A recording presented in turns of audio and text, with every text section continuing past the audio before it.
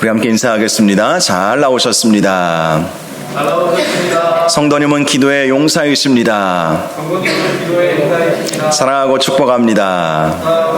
네, 감사합니다.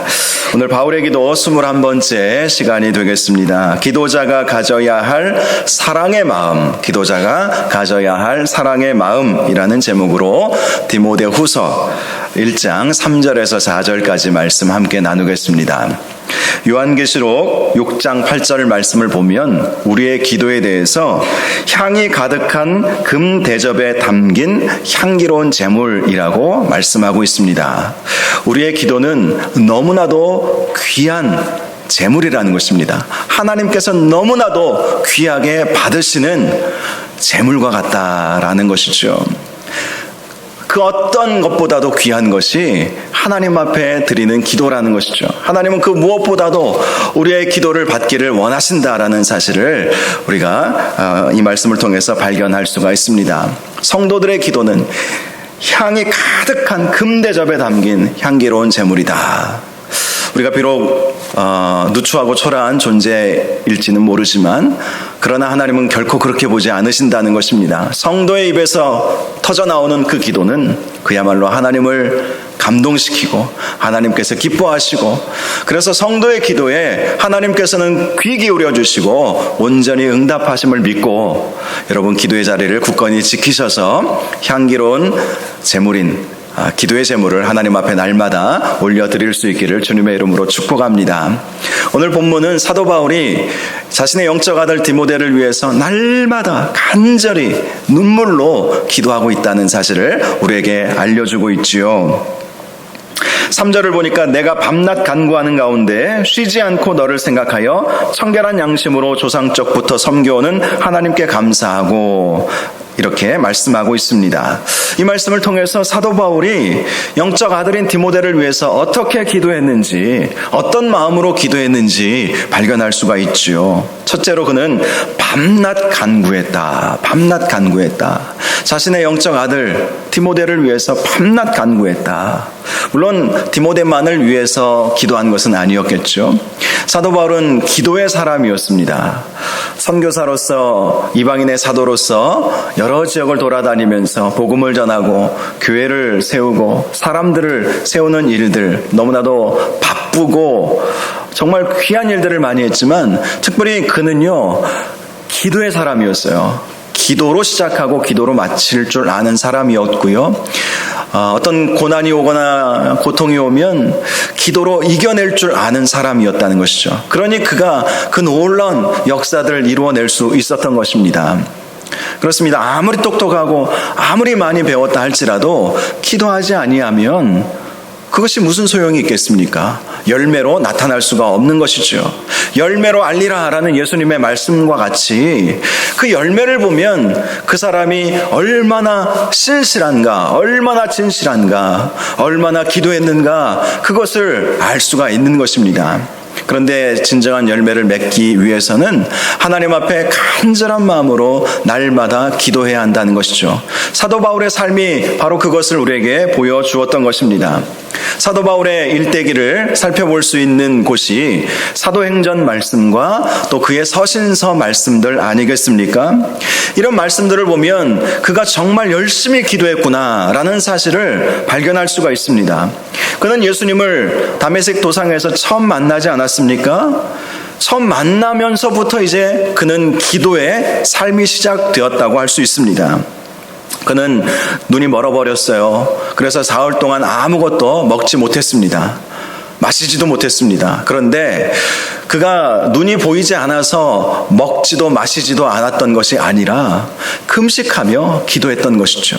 그동안 그는 유대교에 열심을 내었던 사람이었습니다. 그런데 주님을 만난 이후부터는 자기가 열심을 내었던 그것이 헛된 것이었구나, 이 사실을 깨닫게 되지 않았겠습니까? 그래서 눈이 멀어버린 그 순간 사흘 동안 그는 철저히 하나님 앞에 회개하는 시간을 가졌던 것이죠. 우리 주님께 회개하는 시간을 가졌던 것입니다. 그래서 그는 주님을 만난 이후부터 회개하면서 회개 기도를 하나님 앞에 올려드리면서 금식하면서 기도로 그의 새로운 인생을 시작하게 되었던 것이죠. 그의 인생은 딱 반으로 나눌 수 있어요. 그의 인생은 30대 초반까지는 예수 그리스도를 핍박했던 핍박자의 삶이었다면 30대 초반에서 60대 초반에 순교당하기 전까지는 그 30년, 후반전 30년은 그야말로 하나님 앞에 더 헌신하고 예수 그리스도의 복음을 위해서 살았던 삶을 살았던 것이지요. 그는 새로운 후반전의 인생을 시작하면서 철저하게 기도하게 되었던 것입니다. 갈라디아서 1장 17절 말씀을 보니까 이제 눈이 다시 뜨게 되지 않았습니까? 그 이후에 그는 3년 동안 아라비아로 갔다고 말씀하고 있습니다. 사도행전에는 그 기록이 없어요. 여러 날 후에 다시 다메섹으로 돌아온 것으로만 기록이 되어져 있는데 갈라디아서 사도 바울이 직접 썼던 갈라디아서 말씀을 보면 예수 그리스도를 다메섹 도상에서 만나고 난 다음에 철저하게 회개의 시간을 갖고 그는 아라비아로 갔다고 분명히 기록하고 있습니다. 아라비아가 어떤 곳입니까? 지금의 사우디아라비아가 있는 곳입니다. 그것은 광야입니다. 사막입니다. 3년 동안 사도 바울은 깊은 영적인 세계를 경험하고 영성의 훈련을 받고 기도의 시간을 3년 동안 가졌다는 것이죠. 물론 그곳에서 지나다니는 사람들에게 복음을 전하고 또 여러 아라비아 이 사막 지역 안에도 여러 마을들이 있었다고 해요. 그래서 그가 어떤 마을에도 들어가지 않고 그냥 광야 한가운데서 뭐 그렇게 살았다고 볼 수는 없겠죠. 그런데 그 척박한 광야의 땅에서 그는 더 하나님 앞에 기도하는 그러한 시간을 갖게 되었던 것입니다. 그리고 말씀을 보니까 광야 아라비아에서 3년간 지낸 다음에 잠시 다메섹으로 갔다가 그리고 쫓겨나죠. 그리고 이제 예루살렘으로 또 가게 됩니다. 거기서도 죽임을 당할 뻔하죠. 그래서 그는 이제 자기 고향 다소로 가게 되었습니다. 다소. 그가 태어나서 자란 곳이 다소라고 하는 지역이었는데요. 이곳에서 한 6년에서 어떤 학자는 10년까지 보고 있더라고요. 자, 하나님으로부터 이방인의 사도로 부름을 받은 줄은 알았지만 구체적으로 하나님께서 그를 부르시기까지는 적어도 10년, 많게는 13년 정도의 시간이 걸렸던 것입니다. 그 기간 동안에 사도 바울이 무엇을 했겠습니까? 기도의 시간을 가진 거예요. 특별히 그의 고향 다소에서는요, 셋째 하늘을 경험하는 귀한 시간도 그러한 역사도 그가 경험을 했습니다. 셋째 하늘, 천국을 다녀온 것이죠. 셋째 하늘. 여러분, 그래요. 고향인 다소에서도 그는 기도로 준비했다는 것이죠. 기도하면서 하나님께서 다시 부르실 그때를 생각하면서 사모하는 마음으로 하나님께서 나를 이대로 내버려 두지 않을 것이다, 이런 마음으로 기도로 준비하다가 깊은 영적인 세계를 경험하고 천국까지 경험하고 오게 되었다는 사실을 우리가 알 수가 있습니다.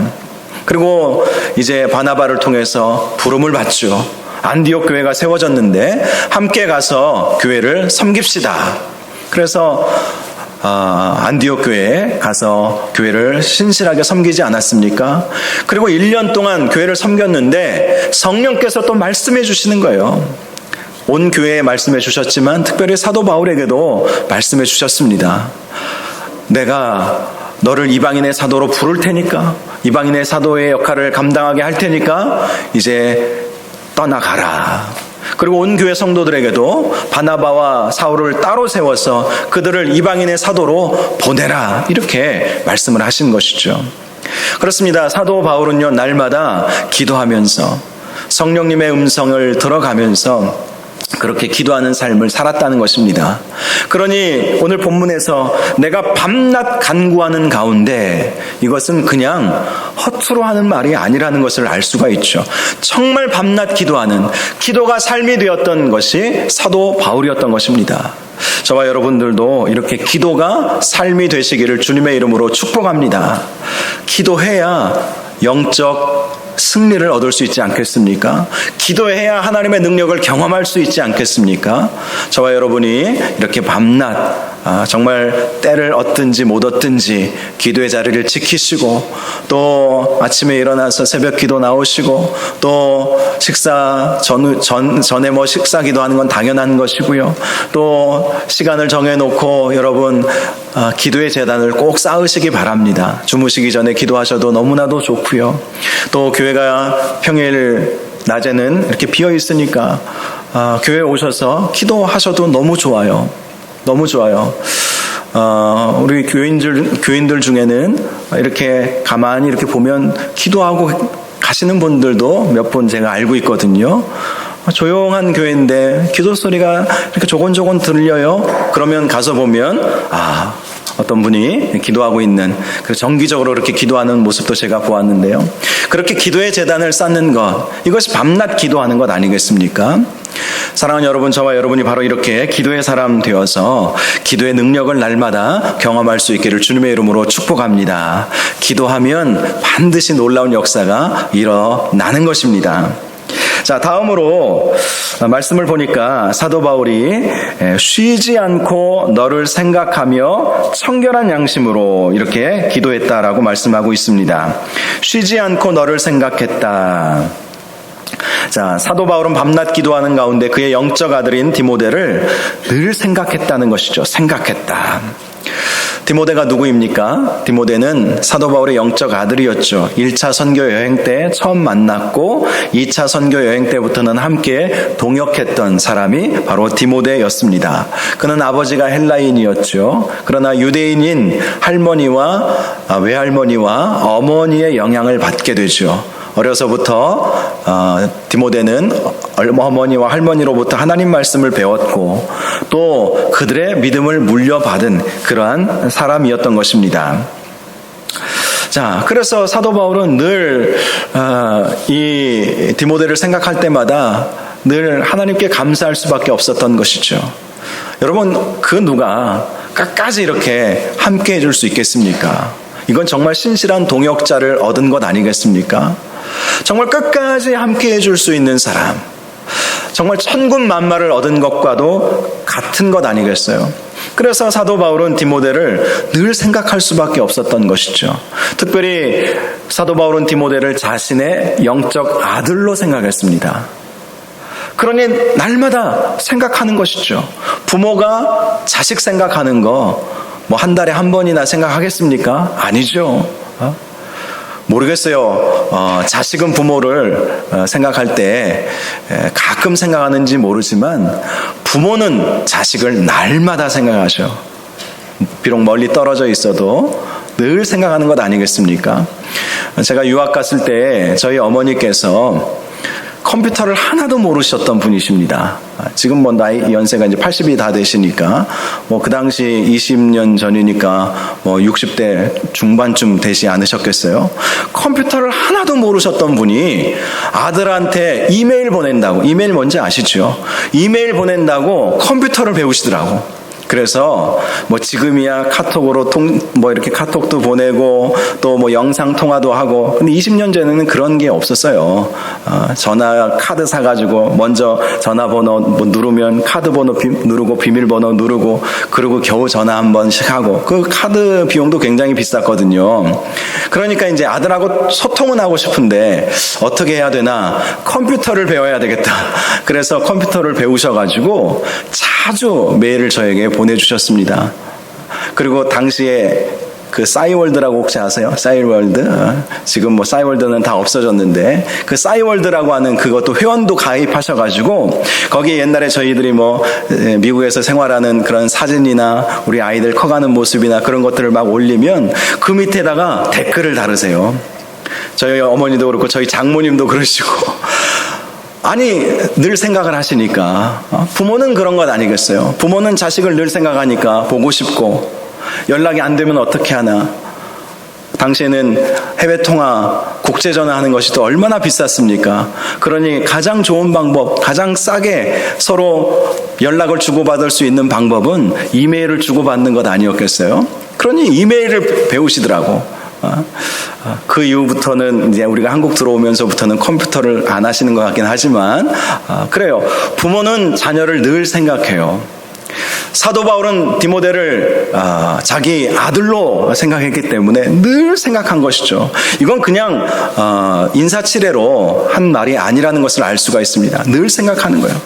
여러분, 저는 이 말씀을 보면서 한 가지 깨닫게 되는 것이 있는데요. 누가 정말 우리의 기도가 필요한 사람들을 위해서 기도해 줄 수 있는가 하는 것이죠. 누가 기도할 수 있겠습니까? 누가 중보기도자가 될 수 있겠습니까?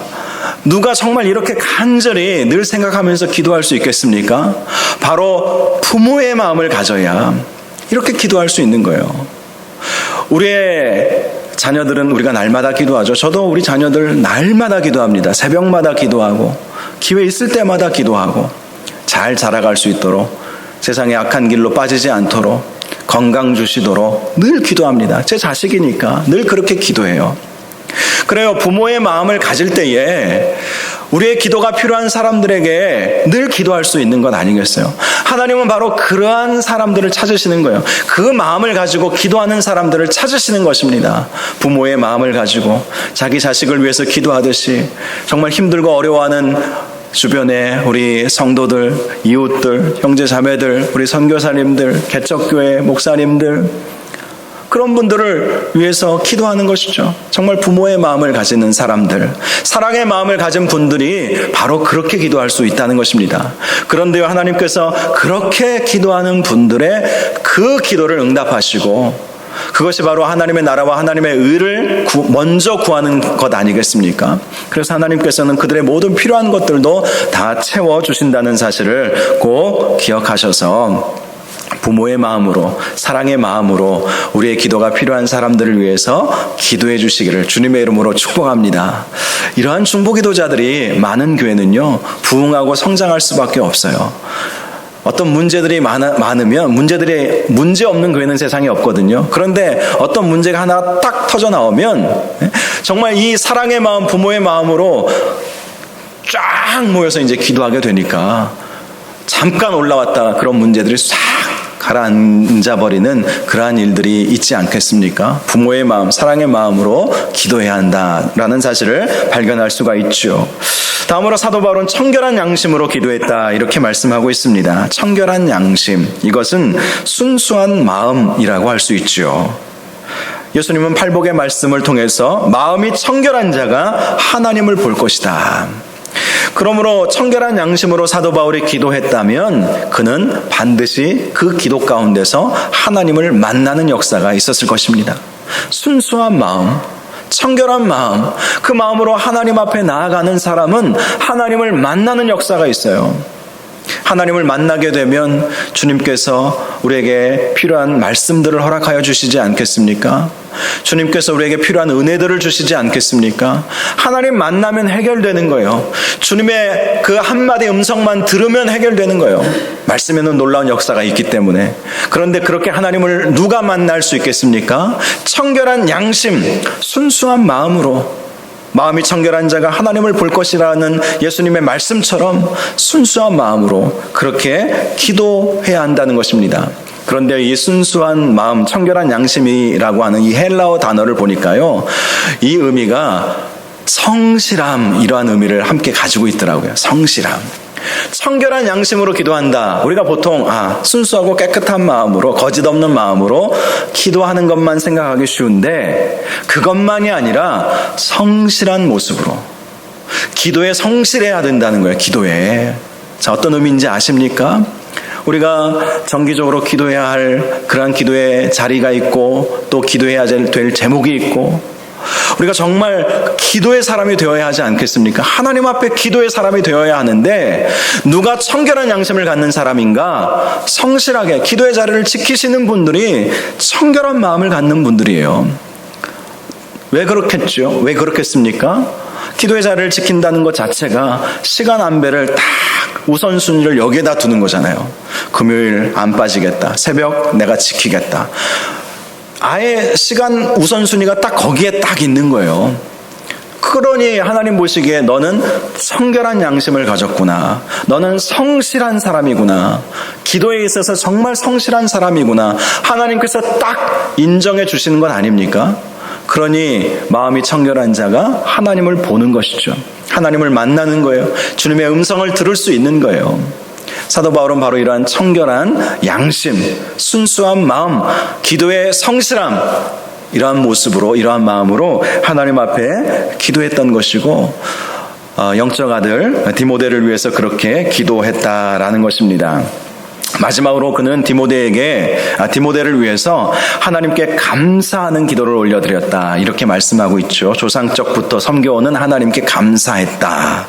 이 감사라고 쓰여진 헬라어 단어는요, 카리스라고 하는 단어를 씁니다. 카리스. 이것은 주로 은혜로 번역되는 단어예요. 은혜. 카리스마, 이런 말 들어보셨죠? 그것은 이제 주로 은사를 가리킬 때 하나님께서 은혜로 주신 것이 은사예요. 카리스마, 은혜, 감사가 바로 이 은혜라는 것입니다. 은혜. 자, 하나님께서 디모데를 이 바울에게 보내주신 것이 은혜 아니겠어요? 그러니 디모데를 생각할 때마다 늘 감사했던 거예요. 은혜, 하나님의 은혜다. 디모데, 너는 하나님의 은혜야. 나의 은혜야.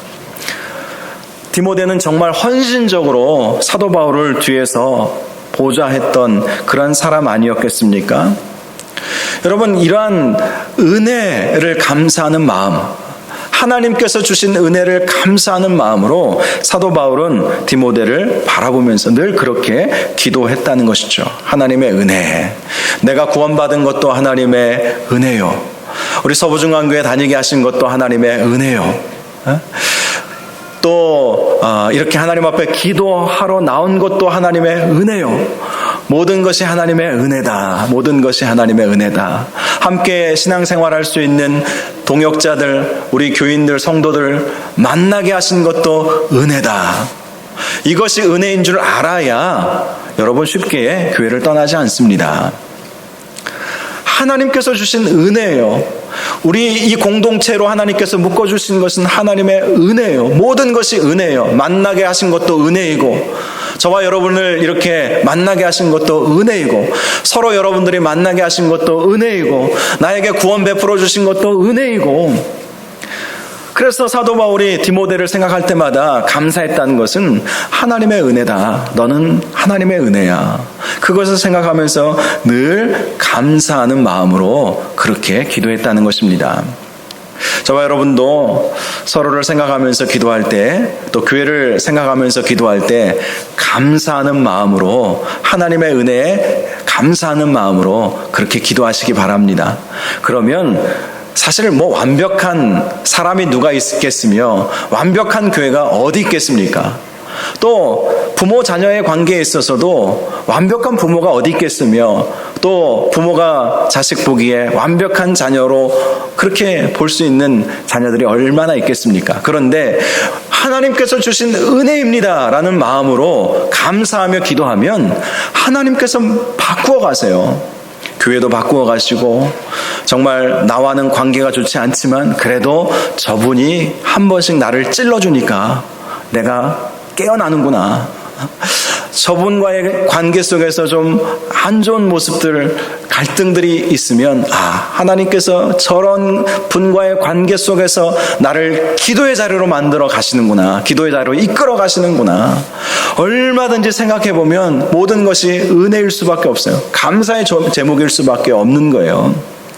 그래서 우리가 하나님 앞에 기도할 때는 감사의 마음, 모든 것이 하나님의 은혜다. 사도 바울이 디모데를 볼 때마다 너는 나의 감사야, 나의 은혜야.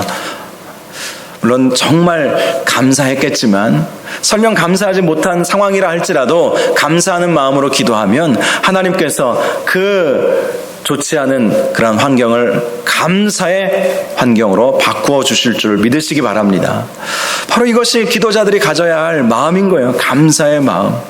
하나님의 은혜라는 그러한 마음으로 기도하는 것, 이것이 우리에게 필요한 마음이라는 것입니다. 자, 4절을 보니까 또 하나 사도 바울이 디모데를 위해서 기도할 때에 우리가 교훈받을 수 있는 내용이 있습니다. 디모데의 눈물을 생각하여 보기를 원하는 기도를 하나님 앞에 드리고 있다는 것입니다.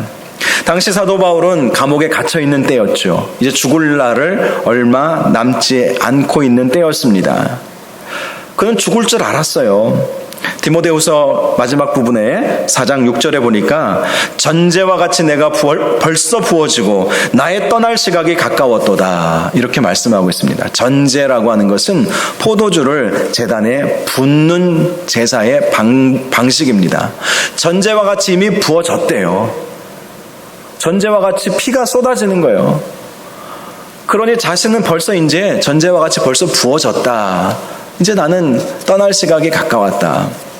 그럼에도 불구하고 사도 바울이 디모데를 향해서 내가 너를 보고 싶다. 이 말은 어떤 의미입니까? 자신은 죽을 줄 알고 있고 더 이상 못 본다는 거 다 알아요. 그런데 보고 싶다는 것은 디모데가 지금 사도 바울을 너무나도 생각하면서 지금 눈물을 흘리고 있음을 알기 때문에 그래서 내가 너의 마음을 알고 있다. 이것을 지금 표현하고 있는 것입니다. 내가 너의 마음을 알고 있다. 이것을 통해서 깨닫게 되는 것은 우리의 기도는 아주 구체적으로 기도해야 된다는 것이죠. 구체적으로 그의 상황과 형편을 알고 기도하는 것. 사도 바울도 막연하게 기도하지 않았습니다. 네가 지금 얼마나 눈물을 흘리고 있을 것인지 내가 다 알고 있어. 내가 다 알고 있어. 지금 사도 바울도 못 만난다는 거 알아요. 그런데 내가 너를 만나서 내가 기쁨을 얻고 싶구나. 이렇게 편지한 이유가 무엇이겠습니까? 네 마음을 내가 너무나도 잘 안다. 당시 사도 바울은요, 그 디모데는요, 굉장한 두려움이 있었던 것 같습니다. 우리가 그 사실을 어떻게 알 수 있냐면, 우리 1장 7절과 8절을 보면 사도 바울의 권면의 말씀을 통해서 당시 디모데가 어떤 마음이었는지 알 수 있거든요. 하나님이 우리에게 주신 것은 두려워하는 마음이 아니요 오직 능력과 사랑과 절제하는 마음이니 그러므로 너는 내가 우리 주를 증언함과 또 주를 위하여 갇힌 자 된 나를 부끄러워하지 말고 오직 하나님의 능력을 따라 복음과 함께 고난을 받으라. 자, 이 말씀을 통해서 당시 디모데가 어떤 마음이었는지 사도 바울이 다 알고 있다는 것을 알 수 있지 않습니까? 디모데에게는 두려움이 있었어요. 영적 아버지인 사도 바울이 세상을 떠나게 되면, 순교를 당하게 되면 이 일을 어찌하나. 그야말로 고아처럼 버려지는 느낌을 이 디모데가 가졌던 것이죠. 그래서 이 험난한 이 세상 속에서 어떻게 복음을 전할 수 있을까? 어떻게 교회를 굳건히 세울 수 있을까? 그래도 든든한 뒷버팀목이 있었기 때문에 힘들면 가서 상담도 하고 기도 요청도 하고. 그런데 그런 든든한 영적 버팀목이 우산 아래에 이렇게 딱 있다는 그런 이야기가 있잖아요. 우산 아래에. 마치 디모데는 바울이라고 하는 그 큰 우산 아래에 늘 보호받고 그 안에서 있었는데 그 우산이 벗겨지는 거예요. 그러니 이 디모데의 마음은 늘 불안할 수밖에 없었죠. 자신의 영적 아버지가 순교당하는 것도 큰 두려움이었지만 또한 사도 바울이 순교를 당하고 나면 그 남은 교회, 사도 바울이 세운 그 교회들, 이제 디모데가 맡아야 되지 않겠습니까? 그 수많은 교회들을. 어떤 교회는 아주 골치 아픈 교회도 있었죠. 고린도 교회 같은 경우 정말 골치 아픈 교회 아니었겠습니까? 그 교회의 문제 해결하기 위해서 디모데가 얼마나 왔다 갔다 했는지 우리 서신서의 내용들을 보면 다 알 수 있지 않겠습니까? 그러니 걱정이 이만저만이 아닌 거예요. 사도 바울은 디모데가 바로 그런 마음을 가지고 있을 거라는 것도 다 알고 있었어요. 그러니 결코 복음과 함께 고난 받으라. 복음과 함께 고난 받는 것을 피하지 말아라. 이렇게 권면해 주었던 것 아니겠습니까? 자, 한마디로 사도 바울이 디모데를 위해서 기도할 때에는 그의 마음을 다 알고 이해하고 그의 형편이 어떠한지 그의 상황이 어떠한지 구체적으로 기도해 주었다라는 것을 발견할 수가 있는 것입니다. 여러분, 결국 기도자는요, 사랑의 마음을 가져야 그 사람의 형편을 알고 기도해 주는 거예요. 형편을 알고. 제가 우리 선교사님들 위해서 올해부터 선교기도회 이렇게 하자고 해서 여러분들은 은혜가 안 되시는지는 제가 잘 모르겠지만 그래도 여러분들 선교기도회 할 때 기도하시는 모습 보니까 선교사님들이 깨알같이 구체적으로 기도 제목 그렇게 써주신 거 보시면서 간절히 기도하시는 것을 보니까 저도 마음이 참 흡족하고 하나님께서 참 기뻐하시겠다 이런 마음을 갖기도 합니다. 우리 선교사님들도 늘 감사해요. 그전에는 그냥 안부만 물었는데 매달 우리가 후원하는 선교사님들한테 제가 카톡으로 요즘 카톡으로 다 연결이 돼 있으니까 보내거든요. 자, 이번 주 선교 기도회로 우리가 선교사님 위해서 기도할 테니까 선교사님 기도 제목 2-3가지 꼭 보내주십시오. 그러면 막 찰칵찰칵 보내주세요. 기도가 얼마나 중요한지 아시기 때문에. 어떤 분은 이제는 이제 한 5개월째 우리가 그렇게 기도하니까 한 4월 달부터는요 알아서 제가 문자를 보내지 않아도 알아서 목사님 이번 주 기도회이시죠? 기도 제목 먼저 보냅니다 하면서 알아서 보내주시더라고요. 선교사님들이 굉장히 고마워합니다. 왜 그렇겠습니까? 자신의 형편을 알고 기도하는 그것을 생각하니까 감사할 수밖에 없는 거예요. 물론 막연하게 선교사님들 생각하면서 건강 주시고 지혜 주시고 선교의 열매가 있게 하여 주시고 뭐 그런 기도도 물론 중요하고 좋은 기도이지만 정말 알고 구체적으로 그렇게 기도한다는 그것 때문에 우리 선교사님들이 굉장히 위안을 받아요. 나의 이러한 세세한 기도 제목 한 가지 나와 함께 동역하는 그 동역자들 현지인 사역자들의 이름 저는 그 이름을 보면서 어색해가지고 빵, 무슨 뜨맛, 꼴같다, 희한한 발음, 이런 발음으로 어색하지만 막 그 이름들 불러가면서 기도한 것 다 선교사님들이 아시니까 얼마나 마음의 위안을 받는다고 하시는지 모릅니다. 그래요, 여러분, 기도는요, 이렇게 구체적으로 기도해야 되는데, 누가 그렇게 구체적으로 기도할 수 있겠습니까? 결국 사랑의 마음을 가지는 분들이 기도의 성실함을 가지고 밤낮 수고를 아끼지 아니하고 기도도 정말 헌신해야 하는 영역 아니겠습니까? 기도의 자리를 지킨다는 것은 이건 사역이에요. 사역. 정말 사역이에요. 이런 마음으로 정말 하나님 앞에 간절히 기도해야 한다는 것이죠. 결국 디모데가 된 것은 사도 바울이 그를 위해서 이렇게 간절히 청결한 마음으로 쉬지 않고 눈물을 흘려가면서 사랑의 마음으로 아비된 심정으로 기도해 주었기 때문에 디모데 될 수 있었던 것입니다. 저는 특별히 금요기도의 시간에 나오시는 분들 또 새벽에 자리를 지키시는 분들 너무 귀하게 생각하고 그렇게 믿고 있습니다. 저만 그렇겠습니까? 하나님께서 그렇게 보고 계신 줄 믿으시고 우리가 오늘 이 바울이 디모데를 위해서 기도했을 때 어떤 마음으로 기도했는지 이것을 특별히 우리 마음 가운데 깊이 새기셔서 오늘 말씀처럼 사도 바울이 가지고 있었던 늘 쉬지 않고 또 청결한 마음으로 신실한 모습으로 하나님께 감사하며 그리고 사랑의 마음으로 구체적으로 그렇게 기도하는 하나님께서 이 시대 가운데 찾으시는 기도자들 되시기를 주님의 이름으로 축복합니다. 이 시간 우리 함께 기도하기를 원합니다. 오늘 말씀 생각하면서 주님, 하나님께서 찾으시는 기도자가 되게 하여 주시옵소서. 하나님, 이 세상에 정말 기도하는 자를 찾기가 어려운 시대가 되어버렸는데 하나님, 저는 하나님께서 찾으시는 기도자가 되고 싶습니다.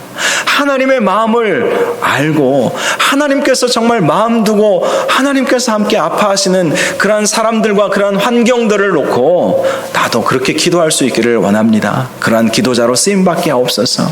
내가 나가서 전도하지 못하고 말씀을 가르치지 못하고 이 코로나 상황 속에서 할 수 있는 것이 많이 축소되어 버렸지만 그러나 이런 상황 속에서도 기도자로 쓰임받게 하여 주시옵시고 기도로 하나님의 역사가 이루어질 수 있도록 하나님의 역사를 우리 두 눈으로 볼 수 있는 놀라운 은혜가 있도록 주여 인도하여 주시옵소서. 이런 제목으로 함께 우리 주여 한번 부르짖고 기도하겠습니다. 주여, 거룩하고 존귀하신 아버지 하나님, 사도 바울이 그의 영적 아들 디모데를 위해서 밤낮 쉬지 않고